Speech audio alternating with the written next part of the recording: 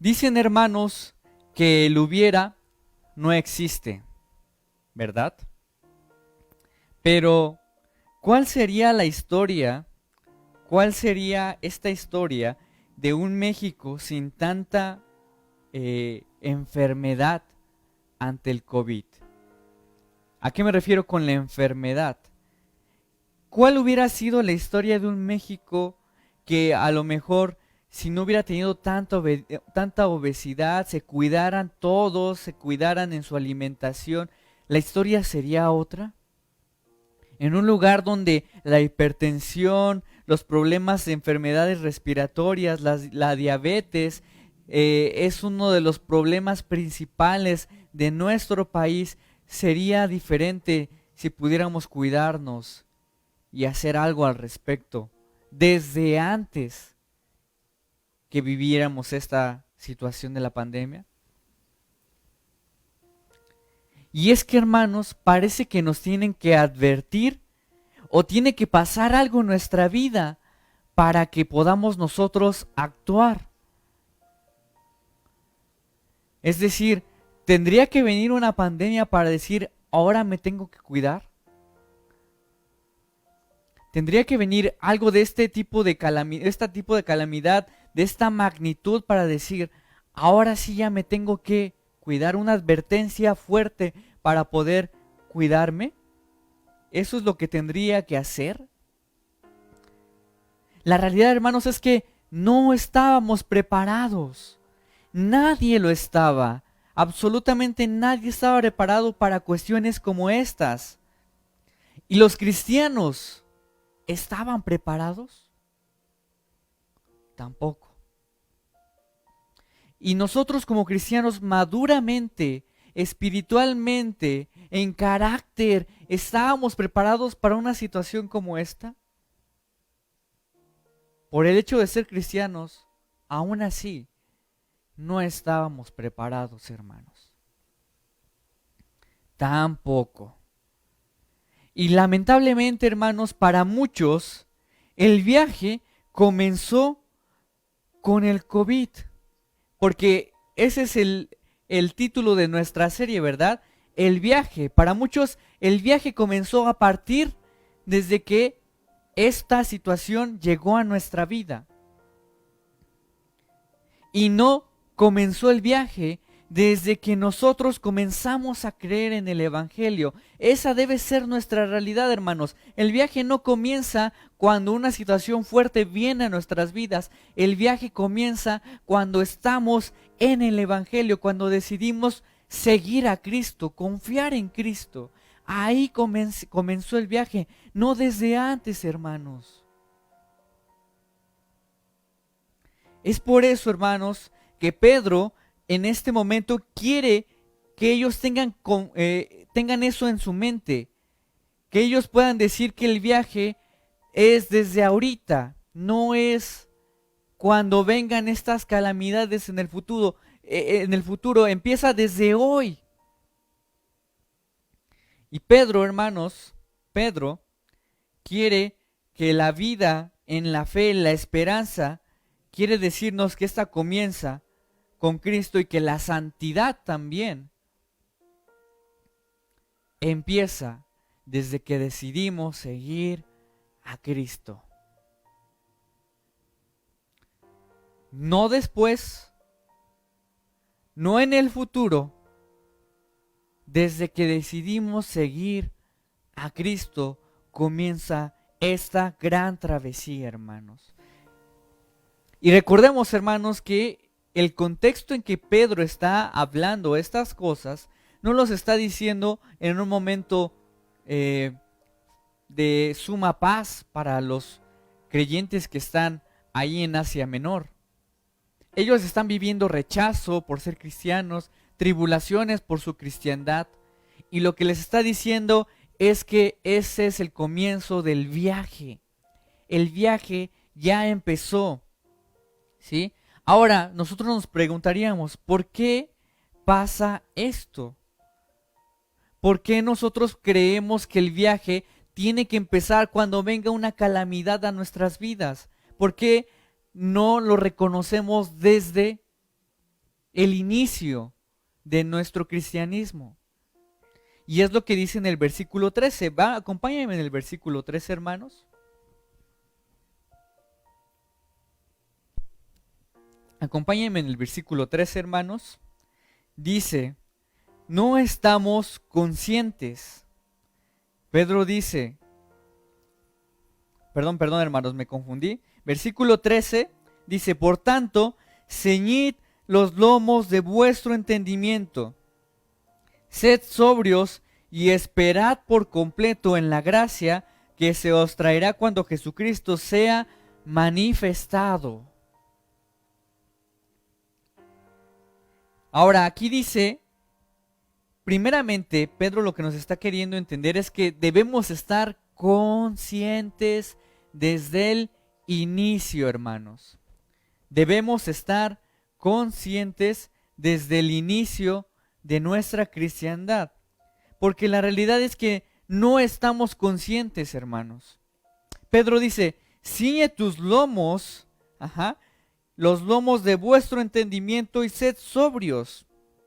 De hecho, esta ilustración viene desde el Éxodo. Si ustedes van a Éxodo 12, 11, esto mismo también se los dice cuando están en la Pascua. Se lo dice Moisés para que puedan ellos prepararse para la marcha que van a tener. ¿Sí? ¿Cuál va a ser esta marcha, este emprendimiento de viaje que van a tener? El estar en el desierto, el salir de Egipto, ¿verdad? El salir del yugo de los egipcios, y dice, ciñan sus lomos. Ceñir los lomos, hermanos, no necesariamente es como hacer algo de los lomos no, porque el lomo lo entendemos como acá, ¿no? La espalda, tu lomito, ahí, ¿no?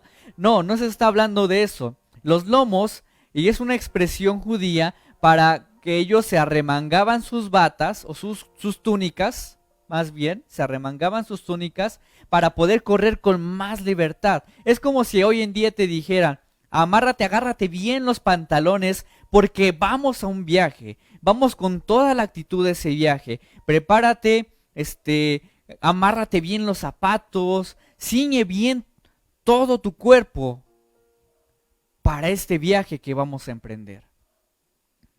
¿Sí? Porque vamos a ir hacia adelante en este viaje que es sumamente complejo. Es como, por ejemplo, alguien que se dedica a las pesas. Imagínate a alguien que se dedicara a cargar pesas profesionalmente, estas personas que vemos en las Olimpiadas, en la televisión, y que ellos cargaran sin prepararse una pesa.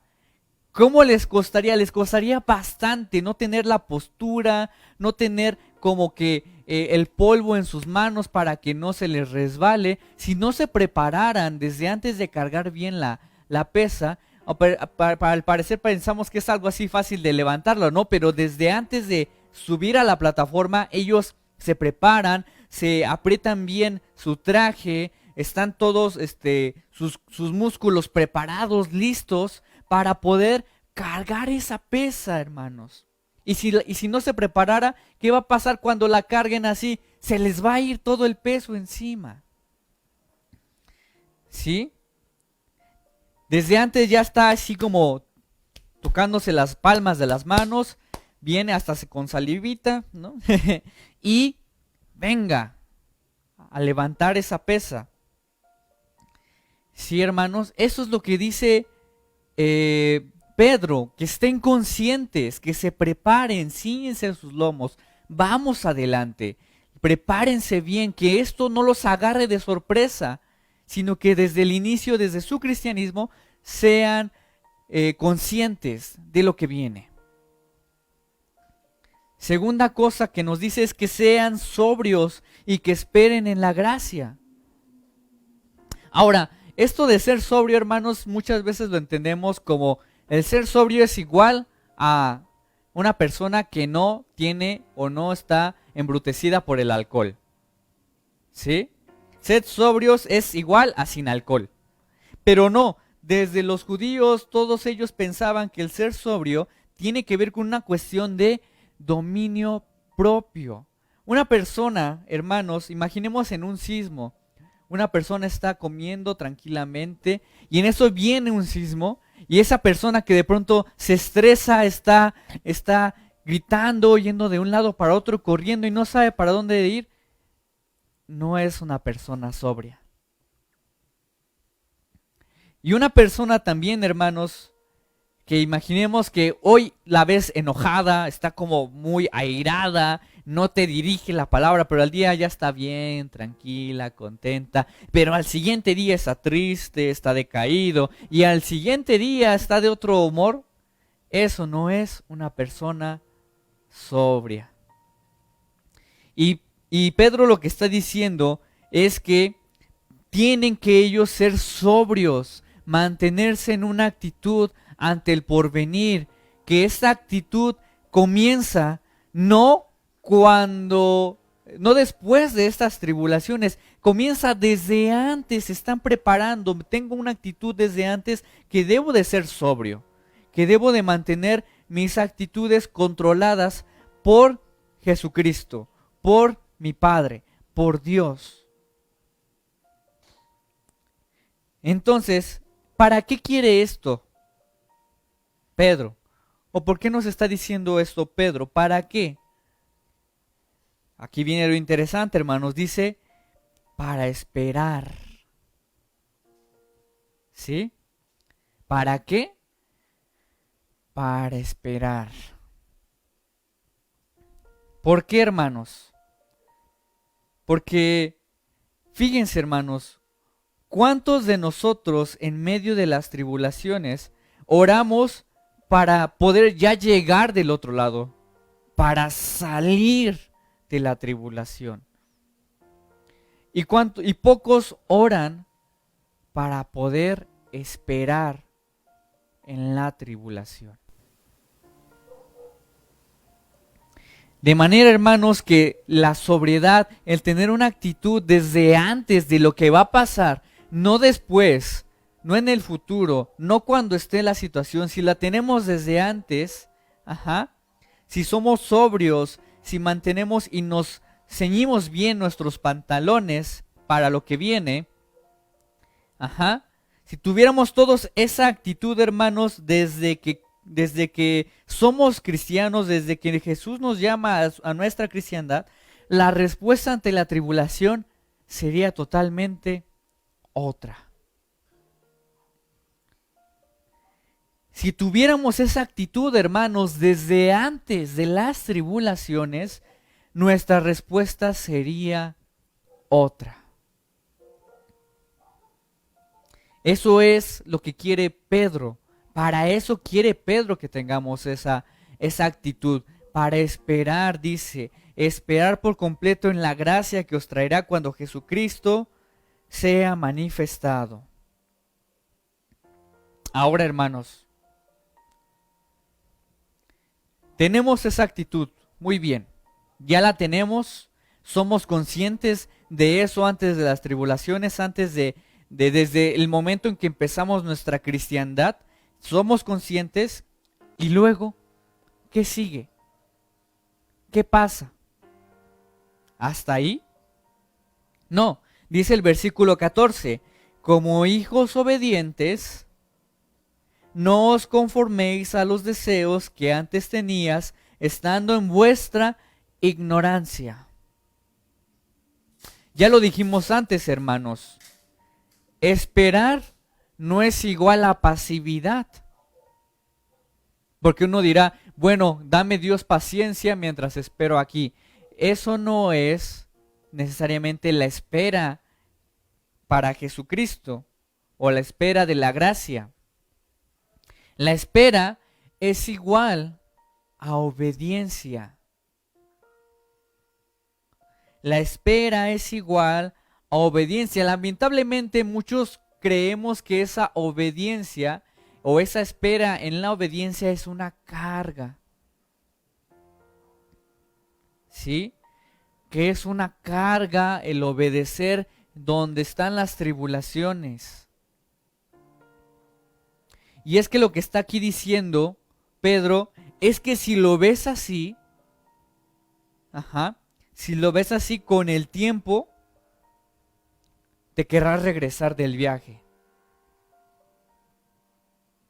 Te querrás regresar. No querrás avanzar, querrás regresar. Porque dice, no os conforméis a los deseos que antes teníais en toda vuestra manera de vivir. ¿Sí? Es decir, como primeramente tú te reconoces como un hijo obediente, tú no puedes regresar a esa manera de vivir. Porque eres hijo de un Dios santo. Porque ahora eres un hijo y los hijos no regresan del viaje. Los hijos esperan y obedecen y continúan en el viaje. Este viaje, hermanos, no te tiene que dar no te tiene que dar la misma forma después de conocer a Cristo. Es decir, uno puede pensar que está en este viaje y tiene la misma forma que cuando antes de conocer a Jesús. Eso no es estar en el viaje, hermanos. Vivir como hijos es tener y anhelar la forma de Cristo. Vivir como hijos es anhelar la forma de Cristo, no la forma, no la conformación de los deseos que antes teníamos estando en la ignorancia, sin Cristo. Y es que vivir, hermanos, regresando a la forma que teníamos antes, conformándonos a esa forma nuevamente, es tan decepcionante. Y les pongo este ejemplo. Imagínate, hermano, que tú con tu hijo, con un nieto, un sobrinito, con quien sea, imagínate que tú tienes una bolita y le das haces una bolita de plastilina y la haces así bien redondita y se la das a tu hijo y le va a gustar, ¿no? Va a estar ahí, a lo mejor la va a aplastar y todo, ¿no? Y va a querer hacer formas, pero si después la tomas nuevamente y haces, no sé, un dinosaurio, un pingüino, el animal que más te guste o más le guste a tu hijo, ¿verdad? ¿Sí? Y se la das, le va a encantar, le va a gustar. Si es un dinosaurio, mucho mejor. Pero, si tú volvieras a tomar ese dinosaurio y lo haces otra vez bolita, ¿qué va a decir el niño? Va a decir, ay, no, como qué decepcionante que otra vez sea una bolita. A mí me gustaba que fuera un dinosaurio. Es por eso, hermanos, que es así de decepcionante en el viaje retomar la forma de lo que éramos antes. Entonces, hermanos, ya vemos lo que dice aquí, vemos lo que dice un poco Pedro, que debemos de tener una actitud de preparación, mantener la forma como hijos obedientes y sobre todo, el tercer aspecto, hermanos, santidad. Versículo 15 dice, sino como aquel que os llamó es santo, sed también vosotros santos en toda vuestra manera de vivir. Imagínate este panorama, hermano. Yo estoy en una casa de campaña, en este viaje, porque estamos en el viaje, ¿eh? Estoy en una casa de campaña, pero alrededor está una tormenta, una lluvia fuertísima, una tempestad grandísima, y yo estoy recubriéndome en una pequeña casa de campaña, Ajá. Y hay lluvia, hay frío, hay viento. Y también yo lo único que tengo es una pequeña fogata para calentarme en esos momentos. ¿Cómo hacer de ese momento algo agradable? ¿Cómo hacer de ese momento con una cosa algo agradable? Compañía, ¿verdad? A lo mejor que estuviera alguno de ustedes ahí acompañándome en ese viaje, en ese caminar. Y algunos dirán, no, pues yo no quisiera estar con los hermanos en ese panorama, ¿verdad? No, no, gracias, casi me dirían. Pero no es necesariamente hablamos de una compañía también de hermandad a alguien, una persona física. Porque tenemos compañía divina. La compañía de nuestro Dios. Es decir, lo que aquí está diciendo Pedro es que como hijos obedientes y como nosotros hemos tenido este llamado a ser santos, ajá, el llamado es igual a experimentar la santidad del Dios Santo. También de la misma manera, si yo experimento al llamado de Dios Santo, la comunión de ese Dios, yo voy a ver con mucho más valor la obediencia a mi Dios. Si la santidad, hermanos, en toda tu manera de vivir no se te da, yo te preguntaría, y cuando hablamos de santidad, es nueva vida, es el ser apartados, ¿verdad? Santo significa ser apartado para un fin, para un propósito. Ya no como los propósitos que antes teníamos, el propósito de glorificar a Dios, de ser agradables a Dios. Pero si la santidad en este viaje que tú estás emprendiendo no se te da, yo te preguntaría, ¿qué tipo de comunión tienes con tu Dios? ¿Qué tipo de comunión tienes con el Dios Santo?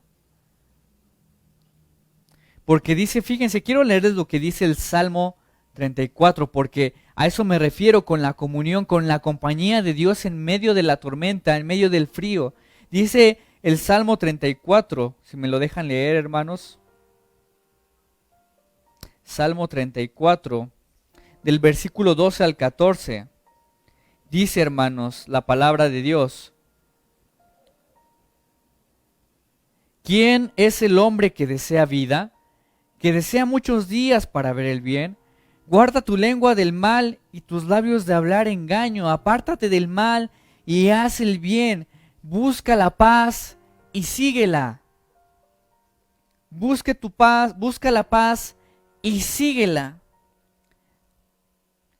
Porque muchos creen que están en comunión con el Dios Santo, pero su manera de vivir dice otra cosa. Su manera de hablar dice otra cosa. Muchos creen que están en comunión en esa casa de campaña con el Dios Santo, pero su manera de expresarse es otra. Su manera de amar es otra, no correspondiente al Dios vivo, al Dios Santo. Tu vida debe de hablar de la santidad de Dios. Y la santidad habla de tu comunión con Dios.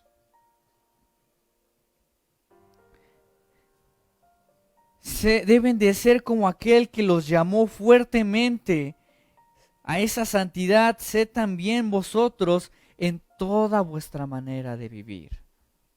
Es lo que dice.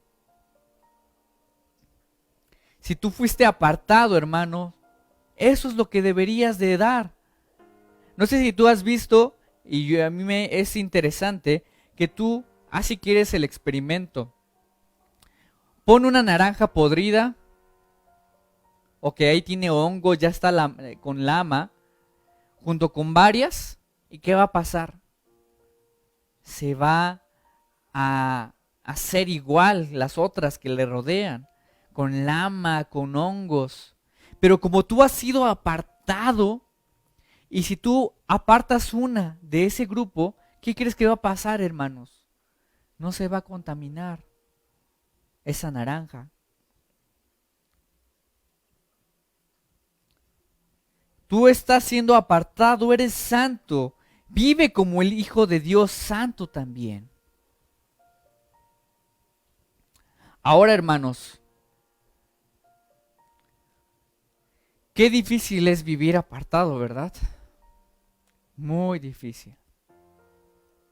Vivir en santidad, pero más difícil es vivir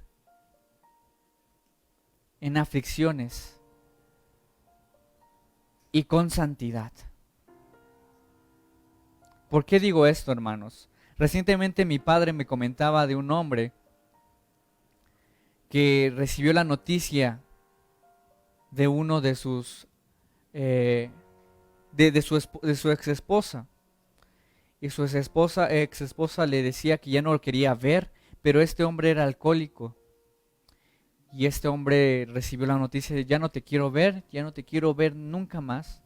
Y dice que cuando él recibió esa noticia, él conocía ya de Cristo, pero mientras recibía esa noticia tenía una botella que le habían regalado a su derecha. Él comenta y decía, tenía unas ganas grandes de tomar esa botella. Qué difícil fue no tomarla, porque la aflicción me hacía querer regresar de nuevo a la forma que yo quería o yo tenía. Qué difícil fue. Cuando estamos en aflicciones, hermanos, es muy fácil regresar a la forma que teníamos antes de conocer a Cristo. Pero ¿por qué pasa eso, hermanos? ¿Por qué en lugar de cuando vengan aflicciones, por qué no anhelamos obedecer a Dios? Con más fuerza, con más intensidad. ¿Por qué pasa eso? En realidad, hermanos, estamos teniendo una perspectiva incorrecta de la santidad. ¿No estaremos teniendo esa perspectiva incorrecta de la santidad? Y es que esto es importante, hermanos, entenderlo, la santidad de Dios. El versículo 16 nos va a dar luz para esta perspectiva correcta ante la santidad, del obedecer en medio de las aflicciones. Fíjense lo que dice el versículo 16, porque escrito está, sed santos, porque yo soy santo. Sed santos, porque yo soy santo. Ahora, aquí lo primordial que hay que ver, hermanos, no necesariamente es la autoridad con que dice Dios estas cosas. Lo que quiere Dios y lo que quiere Pedro en este sentido es recalcar en medio de las tribulaciones, es que tú seas santo por imitación. Que tú veas con mayor grado esta parte de la imitación. Esta parte de ser santo porque yo soy santo lo pueden encontrar en Levítico 11:14. Desde el Antiguo Testamento se tenía muy claro esto. Sean santos, yo soy vuestro Dios. Sean santos porque yo soy santo. Seréis santos porque yo soy santo. Entonces, dice la palabra, santos seréis porque yo soy santo. Y muchos tenemos como esta perspectiva de autoridad, hermanos, ¿no? O sea, debo de ser santo porque Dios me lo ordena. Y esa es nuestra perspectiva. Sed santos porque yo soy santo. Como un padre que te dice, porque yo te lo digo, hazlo. Pero no, esa no es la imagen del padre que ni los judíos tenían, ni siquiera los romanos, los griegos tenían. La obediencia era muy importante. Pero esta obediencia no es porque el Padre necesariamente lo manda. Tiene que ver, pero no es el todo, sino es porque el Padre que te dice esto te está poniendo el ejemplo con santidad. Es decir, tú, porque el Padre que tú deseas imitar, te está poniendo el ejemplo.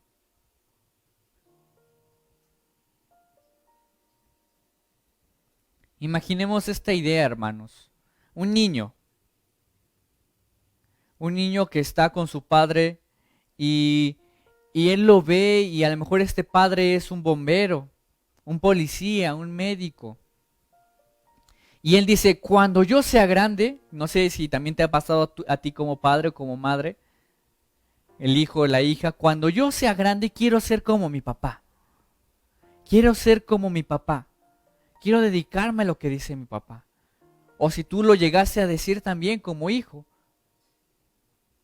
Ese anhelo, este deseo del hijo de ser como su padre, de imitarlo. Y el papá no se lo está imponiendo, no le está diciendo, yo quiero que tú seas como yo, un abogado, un médico, un doctor. No, no, no. Él de manera natural dice, yo quiero ser como mi padre. Yo quiero ser como mi papá cuando crezca. El niño anhela ser como su padre y lo quiere imitar. Y puede ser que imita a este padre como doctor, como bombero. También lo puede imitar desde muy pequeño, ¿no?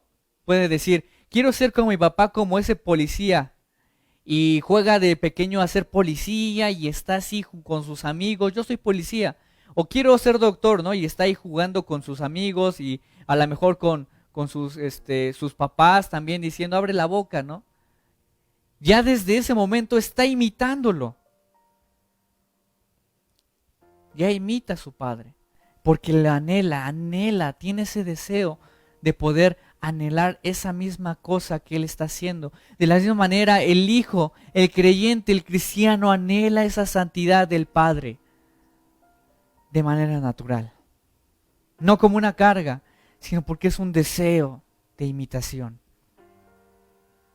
Ahora aquí, hermanos, ese niño ya es doctor por imitarlo.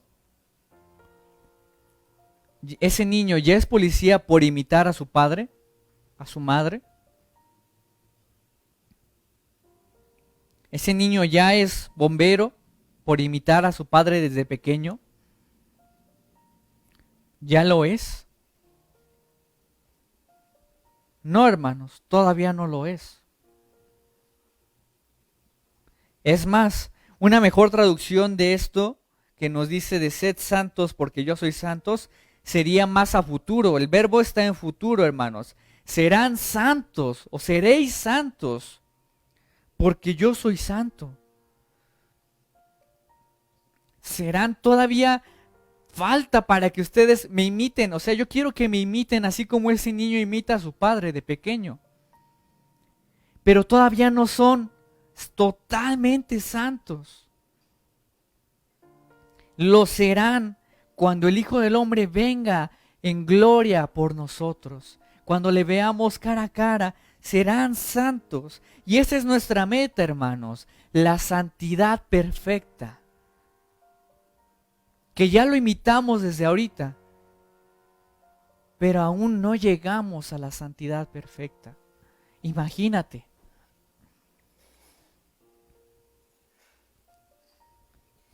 Y es aquí cuando vendría una pregunta confrontadora para nosotros. Y es, hermanos, en momentos como estos,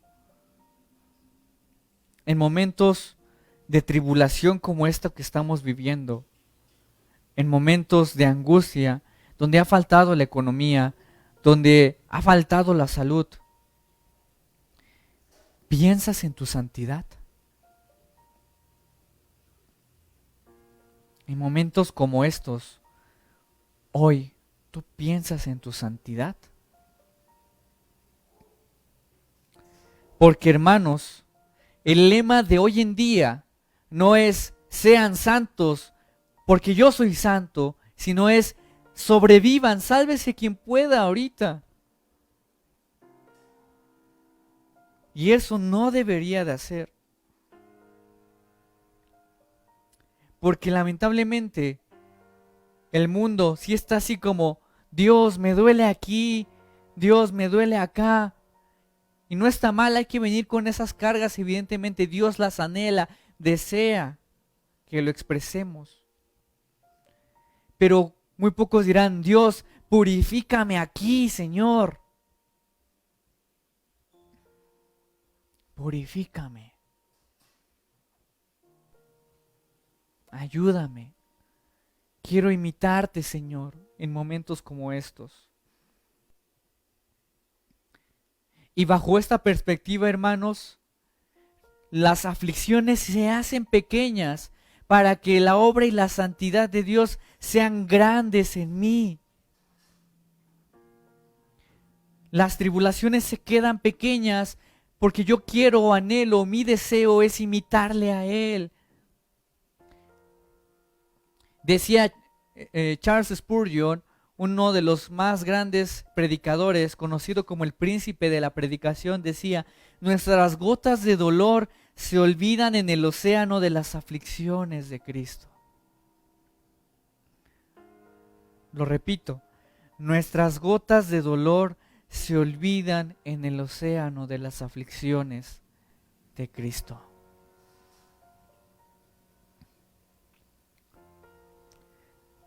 Somos libres, hermanos, de esas aflicciones para imitar con el deseo al Dios Santo. Y al contrario de las aflicciones, hermanos, estas nos impulsan a vivir con santidad.